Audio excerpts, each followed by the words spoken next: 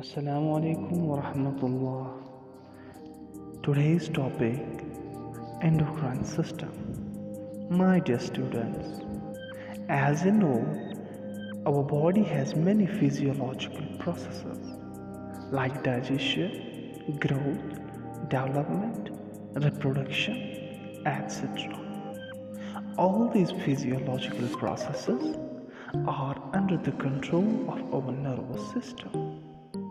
Our nervous system controls these physiological processes directly or indirectly.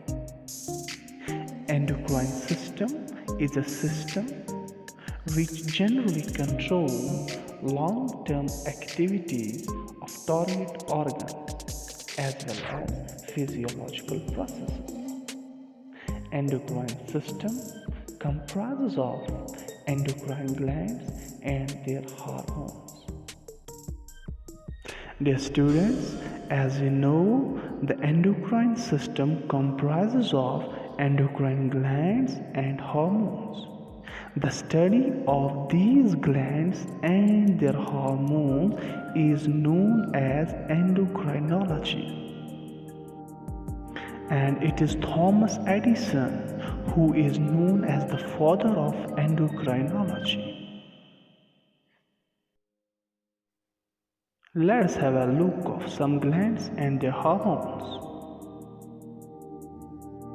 The major glands of the body: hypothalamus, pituitary gland, pineal gland, thyroid gland.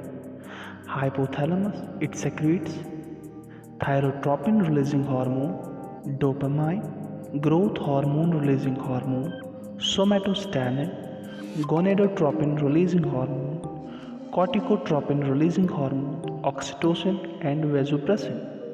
Pineal gland, it secretes melatonin. Pituitary gland, actually it has three portions: anterior pituitary, posterior pituitary, intermediate pituitary. Anterior pituitary, it secretes growth hormone, thyroid stimulating hormone, adenocorticotropic hormone, follicle stimulating hormone, luteinizing hormone, and prolactin. Posterior pituitary, it secretes oxytocin, vasopressin. Oxytocin is actually released by hypothalamus and is stored in posterior pituitary, and also antidiuretic hormone that is also stored in this posterior pituitary. The third one is intermediate pituitary. It secretes melanocyte stimulating hormone. Thyroid gland, it secretes triiodothyronine thyroxine. Glands may be either endocrine, exocrine, or heterocrine. Let me show you one by one. Endocrine glands are ductless glands.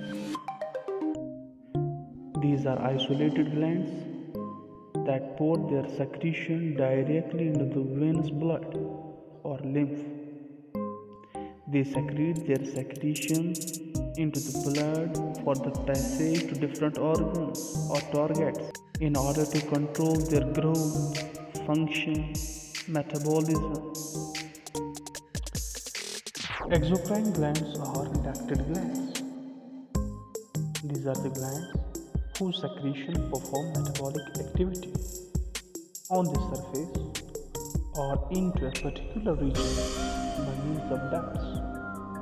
For example, sebaceous gland, salivary glands, liver, etc.